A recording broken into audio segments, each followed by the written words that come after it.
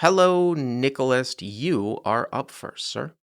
Hey, Bart. Nicholas is a CLP sub, and I've been trying to get him on here for a while.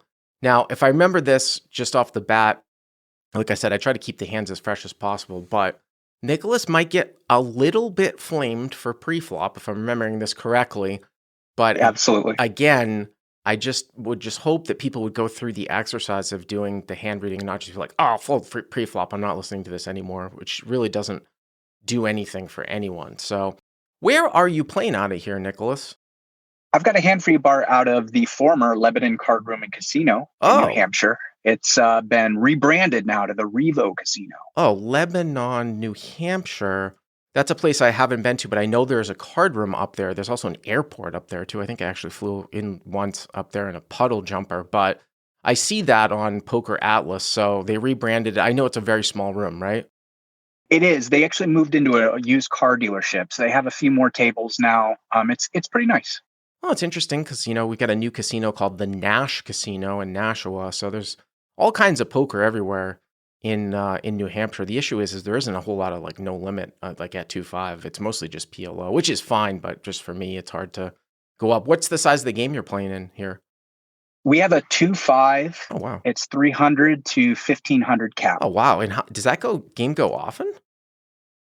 It starts off as a 1-2, and if there's enough players, they'll move us over to the 2-5. That's pretty cool. I mean, it's quite a hike for me. It's probably an hour and a half or 2 hours, but I actually drove by there on my way to Canada.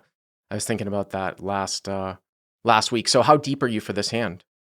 There's a couple different stack sizes. Unfortunately, it's a four-way hand, if I Okay. recall correctly. But for the most part, it's 800 effective. All right, so 800 effective. And you can tell me the stack sizes as we go through the hand, and I'll put them Sure. in. All right, so start us off here. We're going to start off with Under the Gun is a type passive player. He's just checking when he doesn't have it and betting when he does. He's 800 effective, and he opens to 20. All right, so Under the Gun to 20. And we have another loose passive player, also about 800 effective. He calls. In like mid position? Yeah, Under the Gun too, so Okay. directly next to Under the Gun. All right, so +1 calls, also 800. Okay. Then we have a middle position lag. She's short stacked right now at 200 effective. Okay. And she calls. So MP calls at 200. Okay. And then Heroes on the button with King of Spades, 5 of Spades. Hero on the button with King of Spades, 5 of Spades. Okay. Yeah, I've been flamed a little bit for the pre-flop from the people I've submitted this to as well, but I'm catching a little bit of a price in position, so I do decide to call. So 20 call, and you were on the button closing the action with King 5 of Spades. I mean, yeah, this is a pretty routine fold for me. I think I might overcall here with King 9 of Spades plus. Sometimes I'll overcall with King 10 and not squeeze here, depending on the stack sizes. Back in the day, this would be a 3-bet bluffing type of hand. We tend to do that a little bit more linearly. It's just in a cash game against a 4x open. You're just not really incentivized to enter the pot. So this is a pretty loose call, but hero calls. Okay. Yeah, and the flop comes out, King of Clubs, 9 of Spades, 5 of Clubs. So it's 4 ways, right? 4 ways, yes. All right. So you flop top and bottom. I have to flop top and bottom. With a backdoor flush draw. And Under the Gun bets 25. All right. So UTG, C bets 25. Okay. And this is where it gets tricky for me. So I was like fist pumping about getting it in with Under the Gun because I think he has ace king or aces a lot. Mm-hmm. Betting into 4 players or 3 other players, I'm sorry.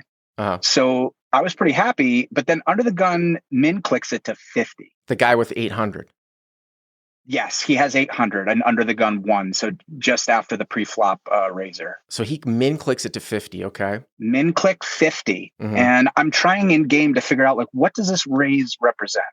Well, even before you go on, I don't think it really represents a lot of strength. I mean, I've always talked about min raises against, UTG, or excuse me, the pre-flop raisers. When someone sort of clicks it, it's usually some sort of like top pair type of hand that doesn't want to just call because of the draws.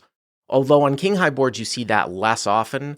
Like I would tend to see this less often with like king jack on a king high board as maybe like if somebody had king jack on a jack high board. But it's certainly interesting. All right, so +1 raised to 50. And then we get a middle position call by the short stacker. Wow, so MP calls And you would think that MP would really go with any hand here that's 2-pair plus, and maybe just go with a hand that's a king. That really should be skewed towards a draw. Okay, so MP calls. Yeah, so I was feeling like really great about my hand, but now there's been so much interest with the min click, which I'm not exactly sure what that is, and then the middle position calling. So I want to see what under the gun is going to do. So I do decide to flick in the call for 50. Well, the only thing about that, I'm trying to think about what I would do here. You say that you want to see what under the gun would do, but I mean, say you call here and under the gun 3-bets and say everyone folds out. You're not really overly concerned about under the gun though, right? Is it more of you want to see what +1 does? Yes, Yeah. yes. I want to see what +1 does on the turn. We know that MP's got a sort of a draw. I kind of like to raise here. I mean, the only thing is that I don't know the level of player from under the gun. Like he bets 25 +1 raise to 50. If you 3-bet to like 175, 200, I would think that any type of player should fold out one pair, which is kind of what you don't want here. So it is, I mean, I suppose you could call and then play across bet sizing and play across a lot of like blank turns if like a red 3 or something like that comes up. But it's pretty close. It's one of these ones where maybe I raise sometimes. I think I can get on board with calling as well. It's just it's a little bit of a gamble on a blank and kind of seeing what's going on. Yeah, So you call. I do call, and under the gun calls. Right. Well, that would be something if under the gun folded. Yeah. So 50 times 4, you put in 200, so it's like 285. Okay, so king of clubs, 9 of spades, 5 of clubs. And what is the turn here? We have the queen of diamonds. That's not it's not the worst card in the world, but it's not the best card either. Jack 10 comes in. Obviously, you're now losing to king queen here as well. Okay. Under the gun starts with a check. Okay. The min clicker under the gun 1, he checks as well. Wow, that's interesting. Okay. So I'm feeling a little better about my hand at the moment. Uh-huh. And then middle position, the short stacker goes all in for 130. For 130? Yeah, that's because she had the short stack to start the call. It's funny when, like I said, I remember this hand from a couple weeks ago, and it was funny because I know it's going to get into some river play, but it's only 130 and a 285. It's interesting as I think about this and look at this back here, if we think that MP is really going to go with any hand here on the flop, I'm talking about that's 2-pair plus, the fact that she now just, or not even 2-pair plus, maybe just like a king, like if she was going to go, I mean, it's hard to predict with some of these players. If she had like king, jack, king 10, if you follow me, and she just went with on the flop, then she doesn't have those hands now. And I thought that the hand got skewed towards a draw, but now when she leads for 130, you're losing to king queen if she ever calls those things, and you're losing to jack 10. I just wonder if this, maybe as crazy as it sounds, could anybody ever find a fold here? I guess it's too small. It's just very, very strong from MP here. And if there are probably not really thick slow plays, but is this like king, queen, or jack 10 almost always here? T. Krepta says maybe queen X of clubs, which that could be too, like a queen, jack, queen 10 of clubs type of hand. I mean, I think it's probably too small to fold. I'm just kind of talking it through out loud. Yeah, there are definitely some players in the pool where I could make this fold. Like this is just obviously not going to be a bluff, but she's different. She's a special player. So I didn't view this as all that concerning. Okay. Well, now the question now is that how do you proceed now? Yeah. If you're going to continue. Yeah, and so I'm wondering between just shipping it or calling and trying to loop in under the gun, because I think under the gun has a one pair hand at best. So I think I'm still beating him. And you're definitely beating +1 too. I mean, I don't think +1 raises flop with king queen and then checks the turn. Agreed. Like I think that you're pretty much ahead. The only time I'm not talking about, I mean, you could be behind to MP. It's possible under the gun could have king queen. I mean, we don't want to like, or queen if that's somehow c-bet off into 4 people on the flop and then calls a min raise. But then at the same time, if you raise this lead, now all the 1-pair hands are kind of going to fold. So you kind of want to rope them in, I guess, but the board is so wet. I'm just trying to figure out if anybody's on a draw here. I suppose I could get on. Here's the thing. If I'm going to call here, then the reason for me calling is, again, kind of a little bit of a gamble on some blank rivers. Like if you call and somebody else calls behind you and you get a blank river and then they check to you, you definitely have to value bet. But the issue then becomes is that, like, you just don't have that many bluffs because you're just basically going to be bluffing into a dry side pot. You shouldn't have that many bluffs. So if UTG is any type of player and has ace, king, or aces, if you call this bet and he overcalls, and now the river's like a red deuce and he checks to you and you bet, one pair really shouldn't be good there. I mean, I guess you could make a wild case that you're trying to bluff out MP, but it's just you're going to be betting into a dry side pot. Agreed. So what did you do? I decided to go with a call, trying to loop in under the gun ones with his one pair hands. So hero calls and Under the gun calls. the other guy folds or what? Under the gun one folds. All right, so +1 folds, which is interesting.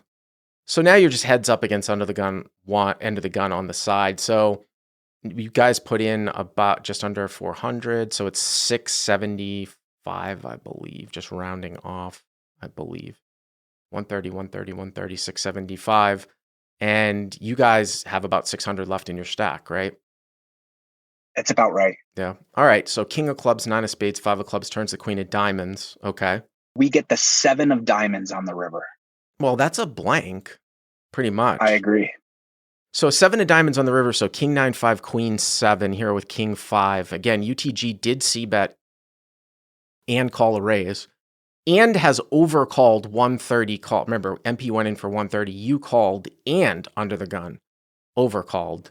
So now the river's the 7 of diamonds, but it's still, I think it's still reasonable to think that guy could have ace, king, king, jack, or even aces here. That was my feeling as well. I really felt like this was nothing less than ace, king, because he's not the type of player to bet pocket queens into 4 players. All right. So does he check to you here on the side?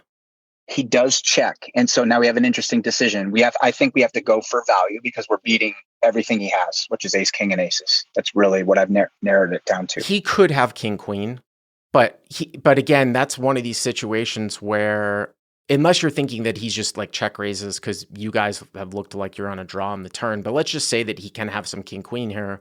There's less combos of king, queen just because there's a queen out there. There's more combos of like ace, king, and depending, you have a king in your hand here too, depending if he's got king, queen suited or not, maybe less combos there too versus aces. But I tend to agree with you here that it seems like you've got the best hand here a ton. The only issue though, of course, is that, again, like I said a minute ago, if you bet the river, you really shouldn't be bluffing here. I think you got to kind of size not large here and try to get like a curiosity call. That's exactly what I did. I felt like going all in, like there's no way he's going to call because he's obviously has to beat both middle position and myself. Right. So I size way down and go 150. Okay, I was kind of thinking like 200, but hero bets 150. So basically what you're doing is you bet 150, and that's going to give him like 5.5 to 1. Now, the thing is that, of course, it changes a little bit that he's got to beat the other guy. He's got to beat the lady, too, with one pair, and he's only getting 1 to 1 on the side, meaning like he's only calling 150 to 150 on the side. The main pot is, 675. So I might have sized just a little bit larger, but I can get on board definitely with thinking that this should be a value bet and also that it should not be a large bet. So, we're pretty consistent. If we played it this way, I might want to raise earlier on. So what ended up happening? You go 150.